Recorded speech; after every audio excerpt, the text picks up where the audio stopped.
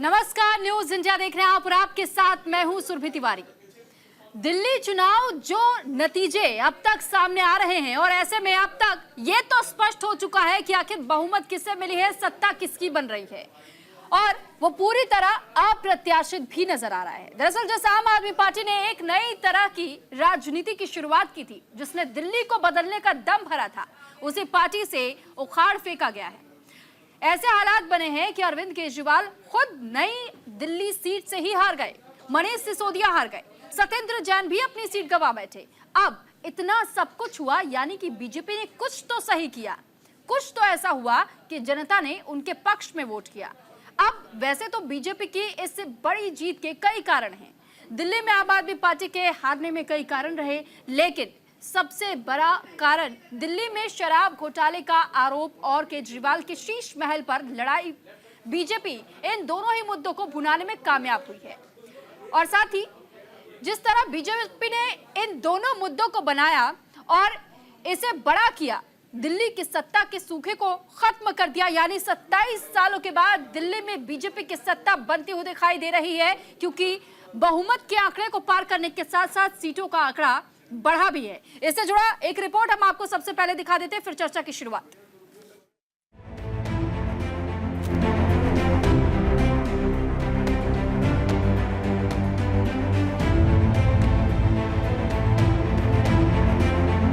दिल्ली के लोगों का मतादेश सामने आ गया है। 2015 में जिस दिल्ली में आम आदमी पार्टी ने 67 सीटों की प्रचंड जीत के साथ दिल्ली की सत्ता में काबिज हुई, उसी दिल्ली में आज की स्थिति आपका क्या होगा जनाबे आने वाली है।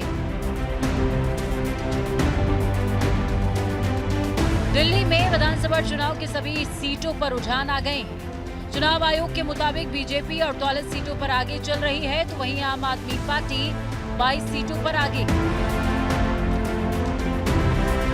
इसके साथ ही दिल्ली में पिछले 3 बार से सरकार चला रही आम आदमी पार्टी की सत्ता से विदाई हो गई है। यह आम आदमी पार्टी के लिए किसी बड़े झटके से कम नहीं है। दिल्ली में बीजेपी शराब और शीश महल को मुद्दा बनाने में कामयाब रही।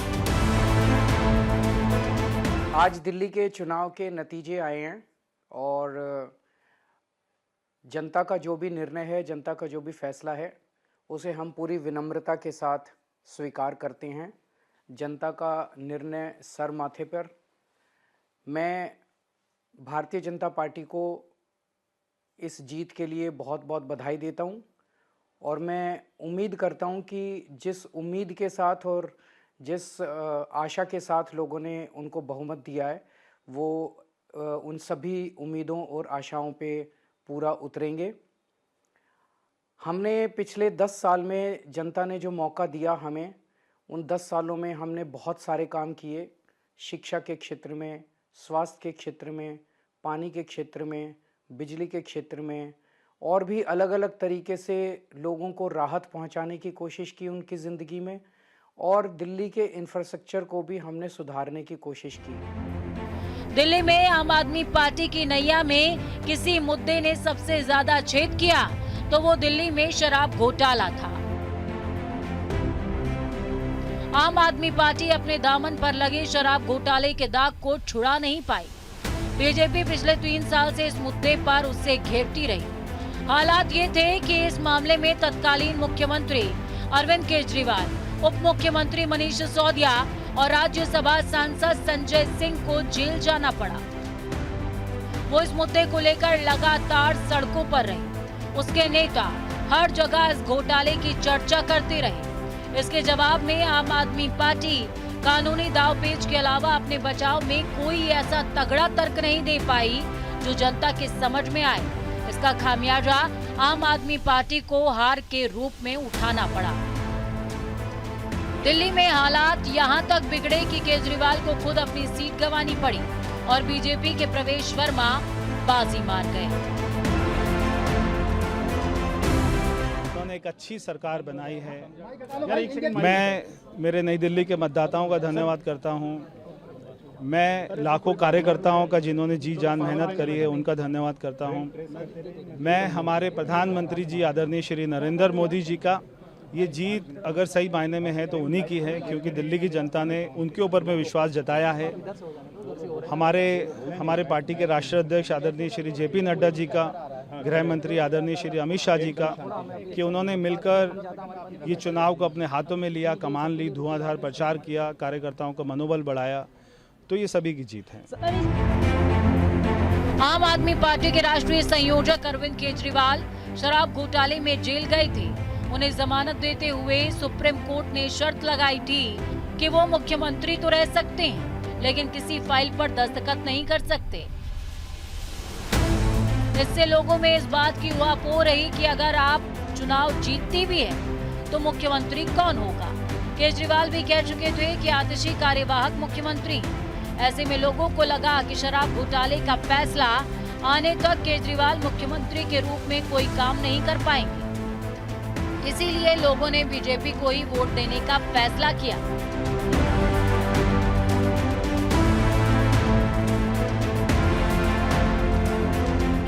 देखिए, अग्नि परीक्षा हर एक पार्टी की हर एक चुनाव में परफॉर्मेंस पे होती है। ये बड़ा एक स्पेशल स्थिति थी। क्यों? क्योंकि उन्होंने दिल्ली की जनता को 10 साल के लिए बेवकूफ बनाने की कोशिश की। ठीक है, हम ये करवा देंगे, वो करवा देंगे, हम ये दे देंगे, हम वो दे देंगे, और जो दे सकते थे वो भी नहीं वो दे रहे थे। इस चुनाव में कांग्रेस भले ही कोई सीट नहीं जीत पाई, लेकिन वो अपने वोट प्रतिशत बढ़ा पाने में कामयाब रही है। चुनाव आयोग के मुताबिक बीजेपी को 46.86%, आम आदमी पार्टी को 43.23% और कांग्रेस को 6.36% वोट मिले थे। कांग्रेस को 2020 के चुनाव में 4.26% वोट मिले थे। वो अब तक 2.10% वोट बढ़ा पाने में कामयाब रही है। दिल्ली में आम आदमी पार्टी कांग्रेस का वोट लेकर ही ताकतवर हुई थी, लेकिन कांग्रेस के थोड़े से सुधरे प्रदर्शन ने आम आदमी पार्टी की लुटिया डुबो दी। लेकिन दिल्ली केजरीवाल के हाथ से फिसल गई और अब सत्ता बीजेपी के हाथ में है और जरूरत है आम आदमी पार्टी को मंथन करने की। Bureau report, news India. तो लोटस रिटर्न्स दरअसल 27 सालों के बाद सत्ता में वापसी बीजेपी के हो रही है, और इसको लेकर के जहां बीजेपी के तमाम कार्यकर्ता और नेता उत्साहित है, तो इसको लेकर अब हम चर्चा की शुरुआत कर लेते हैं। और क्योंकि मेहमान भी इस वक्त हमारे साथ जुड़े हुए हैं और साथ ही पॉलिटिकल एनालिस्ट भी हमारे साथ जुड़े हुए हैं, तो तमाम एक्सपर्ट से भी जानेंगे कि इस बार का चुनाव किन कारणों की वजह से आम आदमी पार्टी हारी और 27 साल के बाद बीजेपी की वापसी कैसी हुई। सबसे पहले मेहमानों से तारुफ आपका करवा देती हूँ। इस वक्त हमारे साथ डॉक्टर अवधेश उपाध्याय जी, बीजेपी प्रवक्ता, जुड़े हुए हैं। राज बिहारी बोस, वरिष्ठ पत्रकार, हमारे साथ जुड़े हुए हैं। प्रभात कुमार जी, प्रवक्ता कांग्रेस से हमारे साथ जुड़े हुए हैं। AK मिश्रा जी, राजनीतिक विश्लेषक, हमारे साथ जुड़े हुए हैं। और प्रोफेसर चंदन कुमार जी, राजनीतिक विश्लेषक, हमारे साथ इस वक्त जुड़े हुए हैं, स्टूडियो में हैं। प्रोफेसर कुमार रामकृष्ण जी, राजनीतिक विश्लेषक है, आप हमारे साथ स्टूडियो से जुड़े हुए हैं। सभी मेहमानों का बहुत स्वागत है न्यूज इंडिया पर। सबसे पहले शुरुआत डॉक्टर अवधेश उपाध्याय जी, मैं आपसे ही कर रही हूँ। शुभकामनाओं के साथ, बधाइयों के साथ, मुबारक हो, 27 साल बाद वापसी हो गई है। किस तरह जीत का जश्न मनाया जा रहा है बीजेपी में, और ये वापसी की उम्मीद जो आपने लगाई थी, इसको लेकर के भी हम आपसे जानना चाहेंगे कि क्या वो अहम फैक्टर्स रहे जिस वजह से ये चुनाव इस बार आपके नाम गया।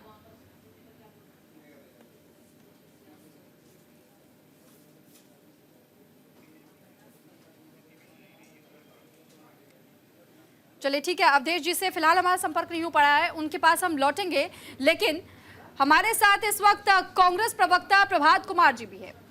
प्रभात जी, इस बार तो कांग्रेस ने कम से कम उम्मीद की थी कि खाता तो खुल ही जाएगा, लेकिन 3 बार के चुनाव और तीनों बार में शून्य। कहां गुम हो गई है कांग्रेस? आपको और मेरे सारे को पैनलिस्ट को मेरा नमस्कार। मैं भारतीय जनता पार्टी को बधाई देता हूं।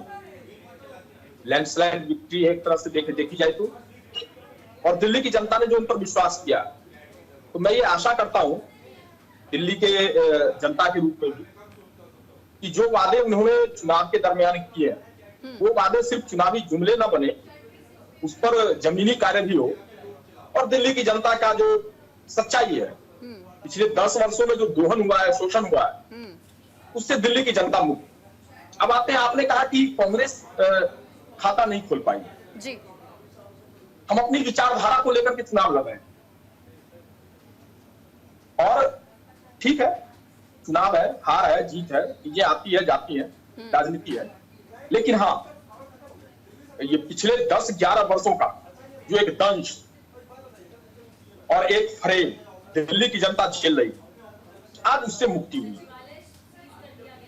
यानी आप आम आदमी पार्टी के हारने से ज्यादा खुश है बजाय आपके खुद की हार से? नहीं, आपने मेरी बात सुनी नहीं। मैंने कहा मैं अपनी विचारधारा पे, कांग्रेस पार्टी विचारों वाली पार्टी है, विचारधारा वाली पार्टी है, और अपनी विचारधारा को लेकर के जनता के बीच में गए। अब आप देख लीजिए, छोटी सी बात करूं, जो शराब घोटाले को लेकर के भारतीय जनता पार्टी भुना रही थी चुनावों के अंदर, उस शराब घोटाले में एफआईआर हमने करवाई। तो वो विचारधारा की चीजें थी। दिल्ली की जनता के लिए आज भी दिल्ली में आप कहीं चली जाओ, दिल्ली के लोगों से आप पूछोगी तो हर तीसरा व्यक्ति कहेगा कि शीला दीक्षित का जो काम था, उन कामों पर पानी फेरने का काम केजरीवाल जी ने किया। तो ये सत्य है, इस सत्य से कोई इनकार नहीं कर सकता। अभी पैनल में सारे लोग बैठे हैं, आप किन्हीं से पूछिए, जो शीला दीक्षित ने दिल्ली को सींचा था वो कार्य है, उससे कोई मना नहीं कर सकता। अभी बात चुनाव की हो रही थी, दिल्ली चुनाव की हो रही थी, और वोट परसेंटेज की बात हो रही थी। आप ही के चैनल पे अभी मैं देख रहा था, अरे जब 4 जी 2 सीट वाली पार्टी आ सकती है, हमने तो 10 पहले 15 एक ही भारतीय जनता पार्टी की तरफ, तो वो भी एक हमारी इसको जनता समझे। अभी तो अलग है। प्रभात जी माफी चाहूंगी, आपको यहाँ रोक रही हूँ क्योंकि कुछ टेक्निकल ग्लिच है आपके ऑडियो में, और आपके पास मैं लौटूंगी। एक बार आपके ऑडियो को दोबारा से मैं चेक करने के लिए भी कहूंगी कि प्लीज एक बार जरूर उसे चेक कर लीजिएगा ताकि आपकी आवाज हम तक ठीक तरीके से पहुंच जाए। लेकिन इस बीच हमारे साथ डॉक्टर अवधेश उपाध्याय जी, प्रवक्ता बीजेपी से जुड़ चुके हैं। डॉक्टर अवधेश जी, सबसे पहले तो बहुत बधाई और शुभकामनाएं आपको, और साथ ही यही हम जानना चाहेंगे कि 27 सालों बाद दिल्ली में वापसी तो हो रही है, लेकिन क्या फैक्टर्स आप मानेंगे जिस वजह से बड़ी जीत इस बार बीजेपी को मिली है? देखिए, कल भी आपके साथ बैठा था, आपको याद, और आम आदमी पार्टी के प्रवक्ता वो कह रहे थे कल भी लेकिन मैंने कल ही कहा था कि भारतीय जनता पार्टी अपने पूर्ण बहुमत के साथ सरकार बनाएगी दिल्ली में, हमें किसी को खरीदने की आवश्यकता नहीं पड़ेगी, जो कि आज बिल्कुल सत्य हुई बात। रही बात, देखिए जो आप बात कह रहे हैं, कहीं ना कहीं जो 11.5 साल से जो आपदा को झेल रही थी दिल्ली की जनता, उससे मुक्ति करने का जो समय था दिल्ली की जनता के पास वो था, और उसको उसने पूरी तरह से साकार करके दिखा दिया कि दिल्ली में आपदा नहीं चाहिए, बल्कि भैया दिल्ली को विकास चाहिए। दिल्ली को विकास जो है डबल इंजन की सरकार, सुशासन वाली सरकार, भारतीय जनता पार्टी की सरकार दे सकती। और मैं बताऊँ आपको नीचे का एक कारण जीत था, दिल्ली की जनता को अपने देश के प्रधानमंत्री श्री नरेंद्र मोदी जी की गारंटी पर पूरा विश्वास था कि मोदी जी ने जो कहा है वो पूरा होगा, 110% होगा। क्यों? क्योंकि जहां जहां भाजपा सरकार है वहां जो जो वादे भारतीय जनता पार्टी ने किए, मोदी सरकार ने किए, वो वादे वहां पूरे किए। दिल्ली में भी मैं बताऊं आपको, दिल्ली में जो केजरीवाल जी का जो काम था वो केंद्र सरकार ने करके दिखाया। दिल्ली में हमने कहा था कि जहां झुग्गी वहां मकान, तो मोदी सरकार ने झुग्गी वासियों को मकान देने का काम किया। 1850 से ज्यादा जो अनाथ कॉलोनी थी दिल्ली में, वो मोदी सरकार ने अप्रूव की दिल्ली वासियों के लिए। केजरीवाल जी पूरे 11 साल में कहते रहे कि हम दिल्ली को प्रदूषण मुक्त बनाएंगे, लंदन पैरिस बनाएंगे, लेकिन वो तो नहीं बना पाए। लेकिन हाँ, मोदी सरकार ने स्वयं योजना के माध्यम से इलेक्ट्रिक बसें देकर दिल्ली की जनता को प्रदूषण से राहत दिलाने का काम किया, और चारों तरफ पेरिफेरल हाईवे बनवाए मोदी सरकार ने, ताकि भारी वाहन दिल्ली में न जा सके, ताकि प्रदूषण से राहत मिल सके दिल्ली में। तो दिल्ली की जनता के लिए अवधेश जी, इसमें एक पॉइंट और ऐड ऑन करना चाहूंगी कि आपने मुद्दे तो गिनाए, फैक्टर्स भी बताए, लेकिन मुख्यमंत्री चेहरे को लेकर के एक सवाल बना हुआ है कि आखिर अगला मुख्यमंत्री होगा कौन दिल्ली का? तो बीजेपी किसको चुनने वाली है मुख्यमंत्री के तौर पर? पत्रकार महोदय, बहुत अच्छा सवाल है आपका। भारतीय जनता पार्टी एक परिवार की तरह काम करता है, यहाँ सब कार्य करता है। यहाँ जो भी, अगर आप जो बात कर रहे हैं मुख्यमंत्री को, शीर्ष नेतृत्व तो तय करता है। आपने देखा होगा कि मध्य प्रदेश में भी कैसे मुख्यमंत्री का पेश था, कैसा आपका राजस्थान में था, कैसा आपका छत्तीसगढ़ में था, तो वहां भी हमने जीत हासिल की। उसके बाद हमने मुख्यमंत्री का स्टेज जो सबके सामने लेकर आए। हरियाणा में आप देख लीजिए, तो कहीं ना कहीं जो है अब जो परिवार में जो अपनी जो बैठक होती है परिवार की तरह, जो अब एक मतलब बातचीत होती है, उसके आधार पर हम तय करते हैं किसको मुख्यमंत्री बना जाए, किसको क्या पद दिया जाए। ये ऐसा नहीं है कि एक मतलब अपने माँ बेटे की कंपनी है या अपने पारिवारिक कोई किसी की कंपनी है, किसी की पार्टी है। यहाँ ऐसा नहीं है। यहाँ जो भी फैसला लिया जाता है वो सार्वजनिक रूप से लिया जाता है। सब लोग बैठकर फैसला लेते हैं। वो भी अब बहुत जल्दी आपके सामने आ जाएगा कि कौन दिल्ली का मुख्यमंत्री। ठीक है, मैं आपके पास लौटूंगी। अब अगला रिएक्शन मैं प्रोफेसर चंदन कुमार जी, राजनीतिक विश्लेषक हमारे साथ जुड़े हुए हैं, आपसे लेना चाहूंगी। चंदन जी, सवाल यही है कि जिस तरह दिल्ली में हमने अचानक सत्ता परिवर्तन देखा, ये क्या एंटी इनकम्बेंसी की वजह से हुआ, या फिर हम ये कह सकते हैं कि बहुत सारे इसमें मुद्दे रहे थे? क्योंकि हमने ये भी देखा कि अति आत्मविश्वास, अहंकार आम आदमी पार्टी में दिखाई दिया, और ये कई राजनीतिक दलों की ओर से भी कहा गया, कई लोगों की ओर से भी कहा गया। क्योंकि जनता के बीच जब हमारी टीमें भी गई तो उनकी ओर से भी यही कहा गया था कि 2013 में जो आम आदमी पार्टी को चुनकर हम लेकर के आए थे उसमें हमने बदलाव देखा है। आपको क्या लगता है? जी बिल्कुल, जैसे आप बता रहे हैं कि 2013 में आम आदमी पार्टी का जो नींव रखा गया था कि भ्रष्टाचार मुक्त दिल्ली होगा, उस आधार पर आम आदमी पार्टी का नींव रखा गया था।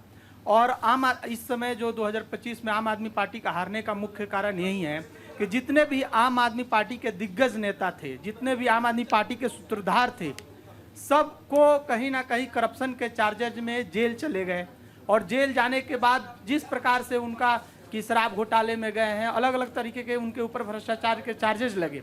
उसके बाद जब वो जेल से आते हैं और केजरीवाल बोलते हैं कि हम जनता के बीच जाएंगे और जाकर जनता के अदालत में जाएंगे और जनता ही न्याय करेगी। इसके बाद देखिए आज जनता ने न्याय किया है। दूसरी बात यह है कि जो संगठन था आम आदमी पार्टी का, जो सूत्रधार थे आम आदमी पार्टी के, वो जेल जाने के कारण कहीं ना कहीं उनकी जो इकाई थी, संगठनात्मक इकाई जो थी, वो टूट गया। टूटने के कारण भी ये आम आदमी पार्टी का जो अपने कार्यकर्ताओं को मोबिलाइज नहीं कर पाया, वोटरों को मोबिलाइज नहीं कर पाया। और बीजेपी जो जीत कर आई है, उसके पीछे जो मुख्य कारण है कि उनका बूथ लेवल का जो मैनेजमेंट सिस्टम था वो बेहतर था। आम आदमी पार्टी जिस प्रकार से दावा कर रही थी कि मैं महिलाओं के 2100 रुपये हम देंगे, तो बीजेपी उससे जितने भी दावा आम आदमी पार्टी का था, जिसे पीएम मोदी रेवड़िया बोल रहे थे, उसको कहीं ना कहीं बीजेपी ने सारे दावों को उससे ज़्यादा अधिक उसका सम्मान और जो भी प्रोत्साहन राशि और लोक लुभावने वादे करके पेश किया है। दूसरा चीज़ है कि जो ऑटो, युवा और ये सरकारी कर्मचारियों को लुभाने की जो काम बीजेपी ने जो किया, बजट में आपने देखा कि कैसे 12 लाख तक टैक्स नहीं देना पड़ेगा। उसके बाद 8वां वेतन आयोग का जो गठन किया गया, ये सारे चीज जो थे बीजेपी के पाले में वोट प्रतिशत को उसने बढ़ाया है।